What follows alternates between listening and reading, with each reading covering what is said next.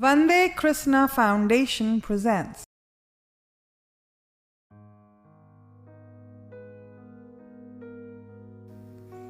एक बार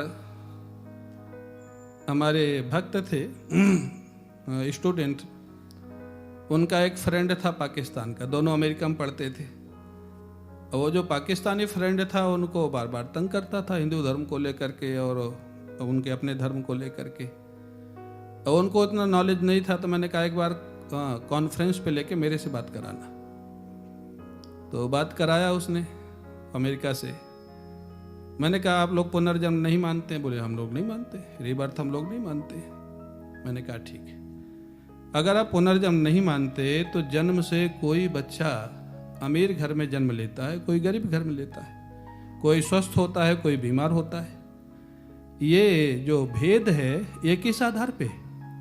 अगर आप पिछला जन्म नहीं मानते, पिछला कर्म नहीं मानते, तो अभी तो उस बच्चे ने कोई कर्म नहीं किया। एक टाटा बिरला के यहाँ जन्म लेता, अंबानी के यहाँ जन्म लेता, एक झोपड़ी में जन्म लेता। ये भेद कैसे हुआ? उसने कहा हमारे अल्लाह मियाँ की इच्छा। मैंने कहा ठीक है, मान लिया आपकी अल्लाह मियाँ की इच्छा, किसी को गरीब घर में दिया, किसी को अमीर घर में दिया। मैंने कहा अच्छा आप अगला जन्म भी नहीं मानेंगे? बोले हाँ नहीं मानते। तो मैंने कहा फिर कोई अच्छा कर्म करे कि बुरा कर्म करे, उससे फर्क क्या पड़ेगा? भाई जब अगला जन्म होना ही नहीं है, कर्म फल मिलना ही नहीं है, तो अच्छा कर्म क्यों करेगा? कोई लूट खसोट करेगा जब अगला फल मिलना ही नहीं है? बोले नहीं नहीं नहीं, हमारे यहाँ वो क्या बोलते हैं, जन्नत और क्या जहन्नुम बोलते हैं ना उनकी भाषा में। बोले हाँ स्वर्ग है, नरक है। तो मैंने कहा अच्छा ठीक है, गलत काम किया तो नरक में रहेगा, जहन्नुम या जो भी बोलते हो, हाँ जहन्नम जहन्नुम जो भी बोलते हो। तो मैंने कहा कि अच्छा वो नरक में कब तक रहेगा? वो बोला कि जब तक कयामत नहीं होगी।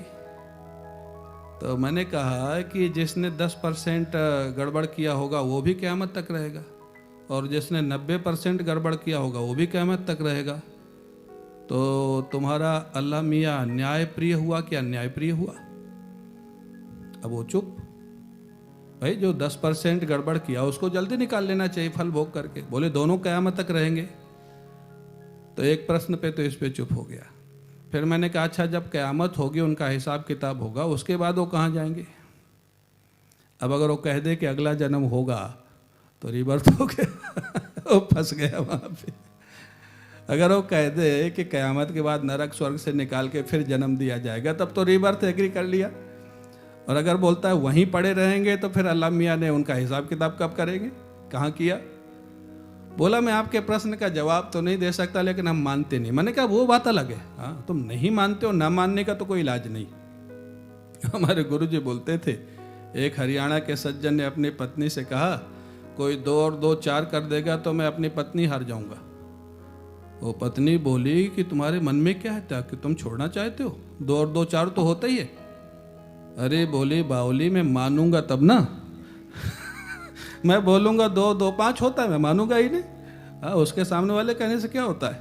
तो ना मानने का तो कोई इलाज नहीं। तो अभिप्राय क्या है, ये हमारा सनातन धर्म इतना पुष्ट है। देखो कोई शास्त्र की बात नहीं, खाली तर्क के आधार पर वो चुप हो गया, और उसके बाद कभी तंग नहीं किया, फिर उसने परेशान नहीं किया। बोले मैं आपका जवाब तो नहीं दे सकता हूँ, लेकिन हमारे ऐसी मान्यता। मैंने कहा वो अलग बात है, तुम्हारी मान्यता है तुम रखो, लेकिन जब बात होगी तब तो बुद्धि विवेक के अनुसार होगी, शास्त्र के अनुसार होगी, तर्क के आधार पे होगी। तो हमारा जो अवतारवाद है, हाँ हमारे ठाकुर हमारे भगवान, ये दुष्ट को भी अपना धाम देते हैं और सज्जन को भी अपना धाम देते हैं। ये सनातन धर्म की विशेषता है, ये सनातन धर्म की खासियत है। इसलिए कहते हैं देवर्षि नारद अपने भक्ति सूत्र में, तदर्पिता खिलाचारता शन काम क्रोधाभिमानादिकम तस्मिन नेव करणीयम। हाँ नारद भक्ति के जो 84 सूत्र हैं इतने सुंदर, इतने सुंदर है। हाँ नारद भक्ति सूत्र जो 84 सूत्र हैं, भक्ति साधना के इससे अच्छे सूत्र शायद दूसरी जगह नहीं।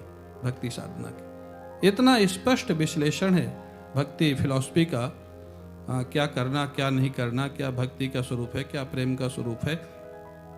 तो वहां पर देवर्षि नारद ने लिखा, अगर तुमको भगवान को पाना है तो तुम्हारे जीवन की जो भी वृत्ति है भगवान से जोड़ दो।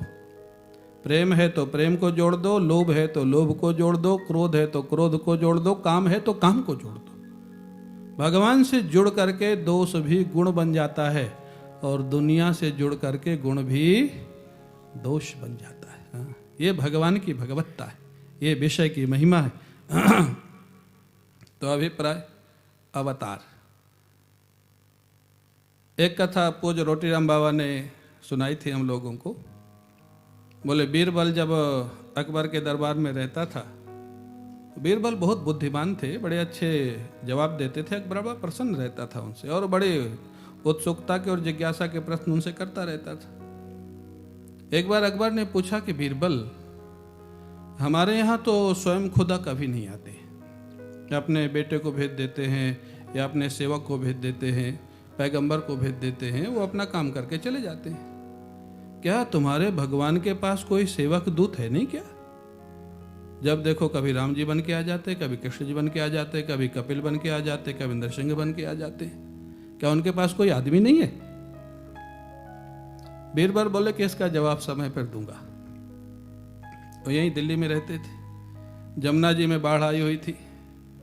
बीरबल ने एक दिन सब सैनिकों को सारी योजना बना दी। बोले आज नौका विहार के लिए चलना है। अकबर का एक छोटा बालक था, बोले उसको भी ले चलना है, महाराज को भी ले चलना और सैनिकों को भी ले चलना। ध्यान रखना, सावधानी रखना।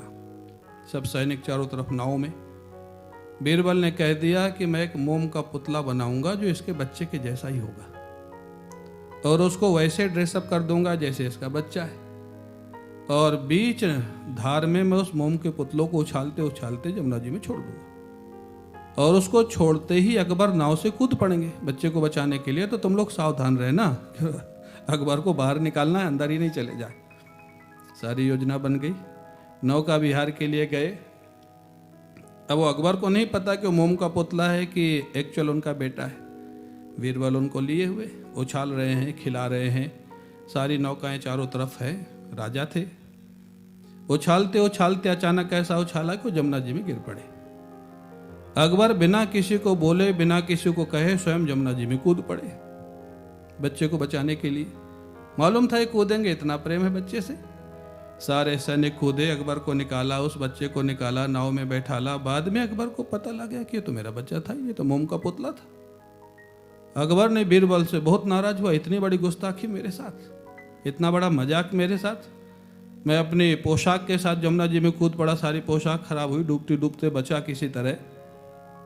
बीरबल ने कहा कि माफ करिए, गुस्ताखी नहीं थी, आपके प्रश्न का जवाब था। क्या प्रश्न का जवाब था?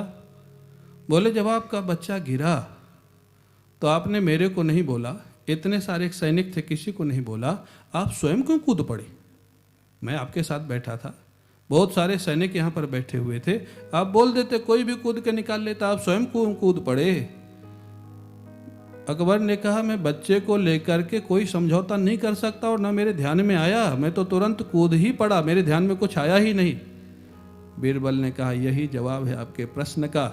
आपको अपने बच्चे के लिए जब कोई ध्यान में नहीं आया, ऐसे हमारे ठाकुर का भक्त जब कोई पुकारता है तो भगवान को दूसरा ध्यान में नहीं आता, वो स्वयं ही कूद पड़ते हैं और अवतार लेके आ जाते हैं। वही उसका उद्देश्य है। हमारा अवतार तो वही है। भगवान तो चाहे तो किसी को भेज दे, बहुत सारे उनके दूत हैं, सेवक हैं, जय विजय है और बहुत सारे सेवक हैं, लेकिन भगवान स्वयं क्यों आते हैं? उनका प्रेम इतना है। हाँ। आपका भी जहाँ व्यक्तिगत बहुत प्रेम होगा वहाँ आप स्वयं जाएंगे, जहाँ व्यक्तिगत प्रेम नहीं होगा वहाँ शिष्टाचार के लिए किसी को भेज देंगे। कोई मेहमान आएगा, उसको अगर माताओं का स्वयं व्यक्तिगत लगाव होगा तो स्वयं भोजन परोसेंगी, और व्यक्तिगत लगाव नहीं होगा तो नौकर को कह देंगे खिला देना, तो कह देना हम थोड़ा बिजी हैं, भले बिजी ना हुए कह देना। तो व्यक्तिगत लगाव जहां होता है व्यक्ति स्वयं आता है। ये हमारा अवतार है। अवतार का जो फिलॉसफी है हमारे, ये भगवान जो अवतार लेके आते हैं, और अवतार भी दो तरह के हैं, एक समष्टि अवतार, एक व्यष्टि अवतार। समष्टि अवतार वो है जो श्री राम, श्री कृष्ण भगवान, नरसिंह भगवान, कपिल, जो सारे समाज के लिए अवतार होता है। व्यष्टि अवतार वो है जो एक भक्त के लिए होता है, जैसे मीराबाई के सामने गिरधर गोपाल प्रकट हुए, नरसिंह मेहता के सामने भगवान कृष्ण प्रकट हुए, तुलसीदास जी के सामने हनुमान जी और भगवान श्री राम प्रकट हुए। हमारे गुरुदेव पूज्य स्वामी अखंडानंद जी महाराज के सामने भगवान कृष्ण प्रकट हुए। ये व्यक्तिगत अवतार है। हाँ? तो इसको व्यष्टि अवतार बोलते हैं, जो आज भी होता है।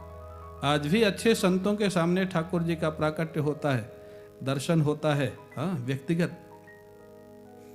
वो जो उड़िया बाबा जी से किसी ने पूछा, महाराज भगवान के कितने रूप होते हैं? बोले जितने भक्त होते हैं। जितने भक्त होते हैं उतने रूप होते हैं। क्यों? पता नहीं कौन सा भक्त किस रूप में चाहता है, उस भक्त के सामने तो उसी रूप में प्रकट होते हैं। वो व्यष्टि अवतार है, व्यक्तिगत अवतार है। तो अवतार, अवतार हेतु, ये अवतारवाद जो है हमारे सनातन धर्म में, जो कि दूसरे धर्मों में नहीं है, दूसरे धर्म उसको नहीं स्वीकार करते। लेकिन बड़े आश्चर्य की बात है, मूर्ति पूजा स्वीकार नहीं करते, लेकिन अपने माता पिता का चित्र लगाते हैं। लगाते हैं। जो जिस धर्म में मूर्ति पूजा नहीं स्वीकार करते, वो चित्र लगाते हैं कि नहीं लगाते?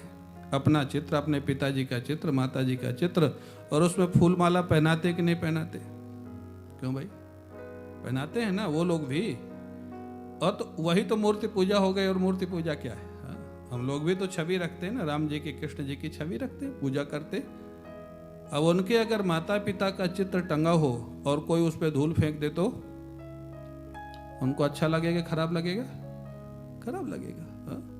तो अगर वो कैसे कह सकते हैं कि हम मूर्ति पूजक नहीं, हम बुत परस्त नहीं? कैसे कह सकते? ये सारे तर्क, जब तक हमारी एजुकेशन, फिर घूम फिर के बात वही आ जाती, हमारी एजुकेशन जब तक ठीक नहीं होगी, ये जो झगड़े हैं ना, बहुत सारे झगड़े तो बिना कारण के झगड़े, बिना कारण के झगड़े। वो कहते हैं हम नहीं मानते हैं मूर्ति पूजा, हम बुत परस्त नहीं है। वो चित्र रखते हैं, अपना रखते हैं, पिता का रखते हैं, माँ का रखते हैं, पूजा करते हैं, सम्मान करते हैं। उसका कोई अपमान करे तो उस पर झगड़ा करते हैं। तो ये क्या है? ये क्या बुत परस्ती नहीं? क्या मूर्ति पूजा नहीं? ये जो सनातन धर्म ही ऐसा धर्म है जो सभी धर्मों के अपने अंदर लेके चल सकता है।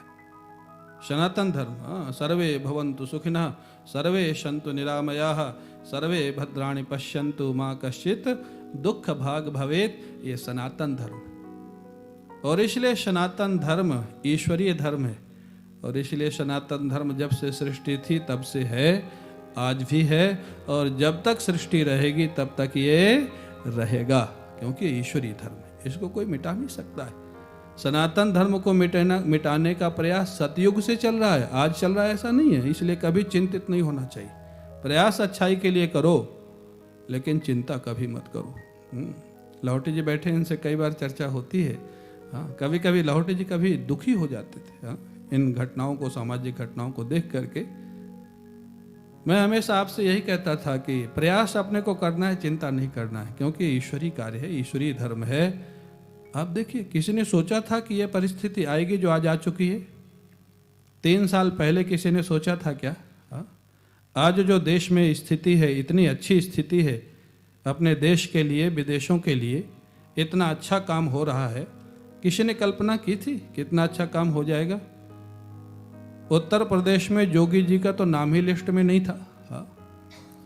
लिस्ट में नाम ही नहीं था। वो तो रातों रात कहाँ से प्रकट हो गए, कहाँ से आ गए, और इतना अच्छा काम कर रहे हैं। निस्वार्थ व्यक्ति है, सन्यासी व्यक्ति है, जिनको कोई लोभ लालच नहीं है, देशनिष्ठ है, देशभक्त है। तो ये सारी घटनाएं क्या स्वाभाविक हो रही हैं? नहीं, ईश्वरी इच्छा से हो रही है, ईश्वरी योजना है। क्योंकि कलयुग अभी खाली 5300 साल गया है। कलयुग की आयु 4,32,000 वर्ष है, बहुत बड़ा है। 4,32,000 वर्ष इसकी आयु है। अंत में कल की भगवान आएंगे चौथे चरण में, तब तक कोई ये नीचे ही नहीं जाएगा, ये ऊपर नीचे होगा, ऊपर नीचे। 4 साल पहले, 5 साल पहले हम लोगों को कैसे लगता था क्या होगा देश में? देश जिस हालत में था, जिस तरफ जा रहा था, जो हालत थी, आज सुधारते सुधारते 2.5-3 साल में कितना जा करके हर क्षेत्र तो बिगड़ा हुआ था। हर क्षेत्र, हर व्यक्ति, क्या कहा जाए। लेकिन अब उन्हीं व्यक्तियों में से अच्छे व्यक्ति निकल रहे। इससे पता लगता है कि अच्छे बुरे व्यक्ति हमेशा रहते हैं। जब शासन में खराब व्यक्ति होता है तो अच्छे छिप जाते हैं, और शासन में अच्छा व्यक्ति होता है तो दुष्ट छिप जाते हैं, छिपे रहते। इसलिए जो हमारा नारा है ना, जो पूज्य करपात्री जी महाराज का जो नारा है, धर्म की जय हो और अधर्म का नाश हो। लेकिन नाश का अर्थ प्रायः बहुत लोग ठीक नहीं समझते। नाश का अर्थ खत्म होना नहीं होता है।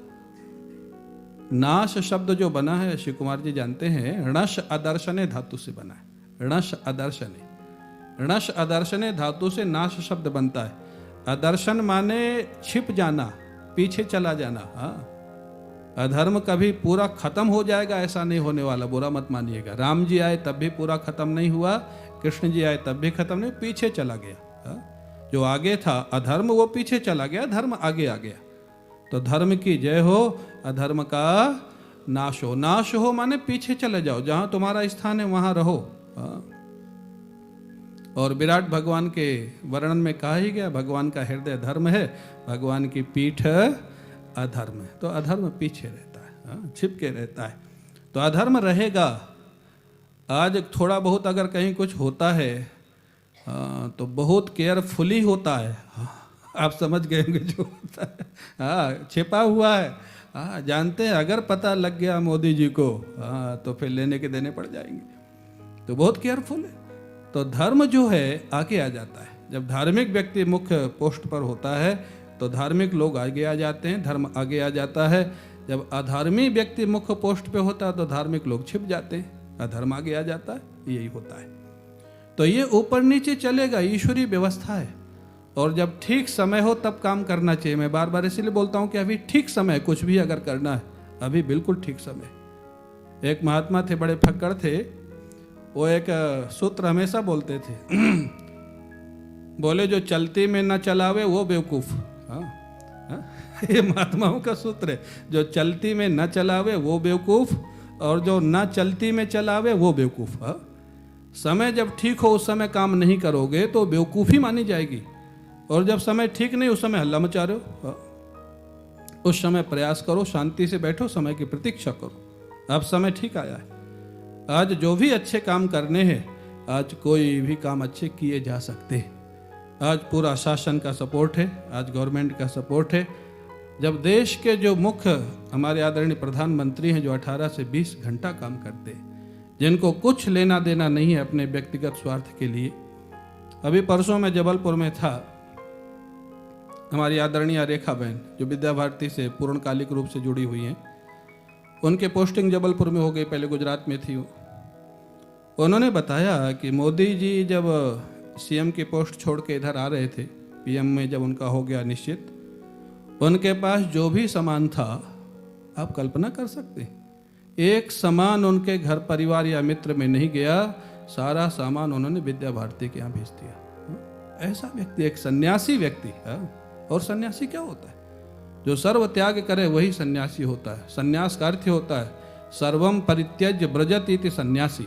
जो सब कुछ छोड़ करके ईश्वर के रास्ते पे चल पड़ता है, उसका नाम सन्यासी होता है। और भागवत में लिखा है, वास्तविक एक सन्यासी ही वास्तविक राजा होता है। वास्तविक सन्यासी, भागवत का सूत्र है, सैन्यापत्यम च राज्यम च दंड नेतृत्वमेव च सर्वलोकाधिपत्यम च वेद शास्त्र विदर्हति। वेद शास्त्र का ज्ञाता हो, राग द्वेष से रहित हो, अपना कोई व्यक्तिगत स्वार्थ ना हो, ऐसा व्यक्ति जो सन्यासी है वही राजा होने लायक होता है। और ये सौभाग्य की बात है, ऐसा राजा आज अपने देश को मिला हुआ है। हाँ, आज प्रातःकाल कोई सज्जन आए थे मिलने के लिए खेतान जी के घर पे। वो दुबई रहते हैं, वो लोग गए थे अभी बीच में अमेरिका। तो टैक्सी में कहीं जा रहे थे, 2 घंटे का ड्राइव था। टैक्सी ड्राइवर वो अमेरिकन ही था। उनसे पूछा कि आपके देश में अभी कैसा, सब ठीक ठाक चल रहा है ना ट्रंप जी के आने के बाद? वो टैक्सी ड्राइवर अमेरिकन बोलता है, हमको भी मोदी जैसे राष्ट्रपति की जरूरत है। आप कल्पना कर सकते हैं, अगर अमेरिका के एक ड्राइवर का एक कमेंट है तो आप कल्पना कर सकते हैं मोदी जी क्या है। मोदी जी क्या कर रहे? कहने से नहीं होता है। एक घर संभालना मुश्किल होता है व्यक्ति को, अपना परिवार को संभालना मुश्किल होता है, अपने बच्चों को संभालना। कमेंट तो कोई भी कर सकता है, लेकिन आज उन्होंने 3 साल में जो कुछ किया है, देश की जो छवि बनाई है देश में विदेश में। मैं अभी कोयम्बटूर में था, ऑयल ट्रीटमेंट ले रहा था। अब वहाँ भी वो विवाद चला जयललिता जी के जाने के बाद। वहाँ के कुछ लोगों से मैंने पूछा कि तुम लोगों को क्या लग रहा है, कैसा होना चाहिए? वो कहते हैं हमारे यहाँ जोगी जैसा सीएम चाहिए। उधर कहते हैं मोदी जैसा राष्ट्रपति चाहिए, कोयम्बटूर में बोलते जोगी जैसा सीएम चाहिए। तो ये व्यक्ति कहाँ से निकले? ये ईश्वर ने निकाला। ये ईश्वरी लोग हैं, ईश्वर के काम के लिए लगे हुए। तो ऐसे लोग भगवान के पास रहते हैं, हमेशा रहते हैं। जब ठाकुर जी चाहते हैं कि धर्म को आगे लाना है तो ऐसे लोगों को आगे ला देते हैं, जब वो चाहते हैं अधर्म को आगे लाना है तो ऐसे लोगों को पीछे कर देते हैं। ये उनकी लीला है। इसलिए कभी अपने को, हम लोगों ने तो गुरु परंपरा से यही सीखा है, प्रयास ईश्वर के काम के लिए सहयोग में करो, अच्छा करो, लेकिन कभी चिंतित होने की जरूरत नहीं है। हम तो हमेशा से आशान्वित थे। क्यों कौशल्या माँ? कौशल्या में हमारी कभी तनाव नहीं लेती। लेकिन वो समय आ गया, आज खुशी होती ये सब देख करके, सुन करके। इतना नहीं किसी ने सोचा था कि इतना अच्छा भी होगा। लोकसभा चुनाव में इतना होगा वो भी नहीं सोचा था, और उत्तर प्रदेश में ऐसा होगा ये तो किसी ने नहीं सोचा था। सब साफ, बिल्कुल एक तरफ शांत, बिल्कुल बैठे। अब खोज रहे हैं कि क्या काम करें, ये हालत। तो ये जो ठाकुर जी की लीला है, ठाकुर जी जब चाहते हैं, जो उनको तो बोलते हैं ना, संकल्प से सृष्टि कर सकते हैं, संकल्प से संहार कर सकते हैं। तो ये व्यवस्था उनके लिए बड़ी नहीं, लेकिन हमको ईश्वर से जुड़ना होगा। भागवत में एक सूत्र है, कलयुग में 3 तरह के लोग होंगे, एक दुष्ट, एक सज्जन, एक सज्जन प्लस भक्त। और इतना अच्छा ही सूत्र है आज के समाज के लिए, आज के परिवेश के लिए।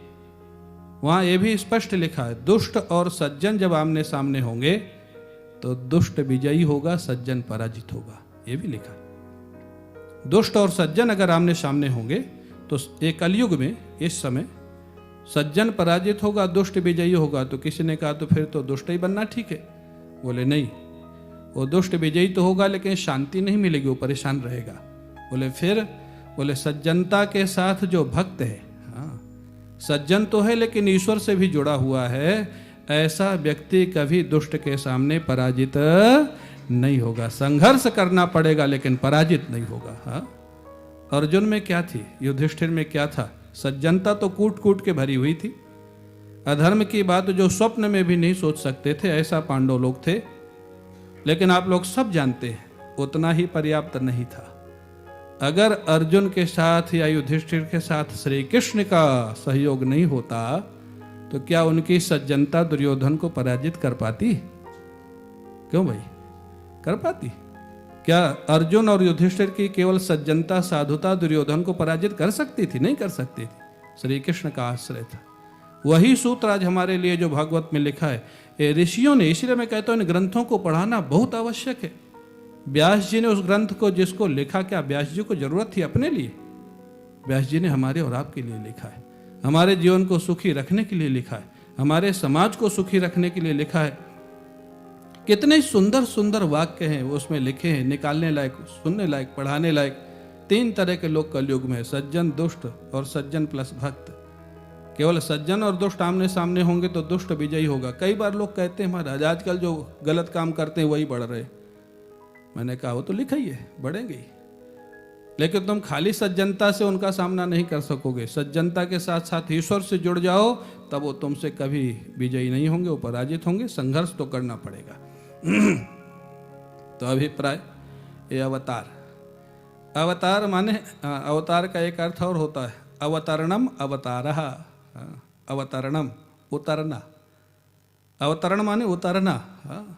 भक्त जिस परिस्थिति में पड़ा होता है भगवान वहाँ उतर करके आ जाते हैं, उसका नाम होता है अवतार। अवतार, अवतार हेतु।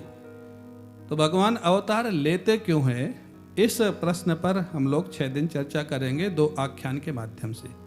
एक नारद मोह और एक स्वयंभू मनु शत्रुपा का प्रसंग। बड़ी सुंदर आख्यान है और बड़ा कहानी के माध्यम से वो स्पष्ट समझ में आ जाता है। पार्वती जी ने पूछा भगवान शिव से, जो निर्गुण निराकार परमात्मा है वो सगुण साकार हो कैसे सकता है, जिसमें कोई रूप नहीं है, नाम नहीं है, आकार नहीं है। वो नाम रूप वाला आकार वाला कैसे हो सकता है? और इतना सरल भगवान शंकर ने समझाया, जो गुण रहित सगुण सोई कैसे, जल हिम उपल बिलग नहीं जैसे। तुलसीदास जी ने जो प्रतिज्ञा की है ना, नाना पुराण निगमागम सम्मतम यत रामायणे निगदितम क्वचित अन्यतोपि। सारे शास्त्रों का सार तुलसीदास जी ने रामचरितमानस में लिख दिया। कितना एक अर्धाली में सगुण और निराकार, सगुण साकार का, निर्गुण निराकार का रहस्य लिख दिया। जो गुण रहित सगुण सोई कैसे, जल हिम उपल बिलग नहीं जैसे। एक अर्धाली।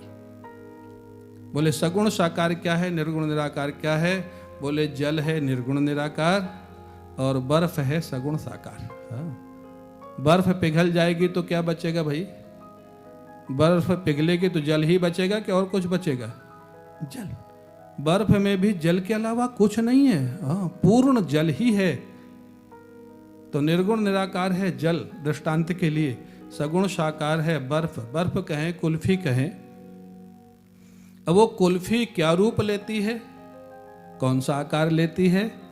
जो जमाने वाला चाहता है।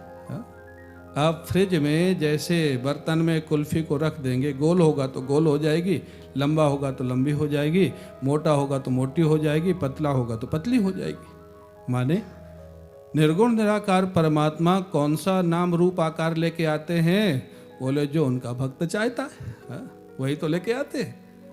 बोले वहाँ फ्रिज क्या है? बोले भक्त का भक्ति पूर्ण शीतल हृदय फ्रिज है।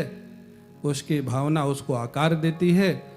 और जैसे जल बर्फ जम जाता है, एक आकार पा करके बर्फ का रूप ले लेता है, ऐसे निर्गुण निराकार परमात्मा भक्त के प्रेम के वशीभूत होकर के उसके हृदय रूपी फ्रिज में भावना का आकार पाता है और सगुण साकार रूप लेकर के अवतरित हो जाता है।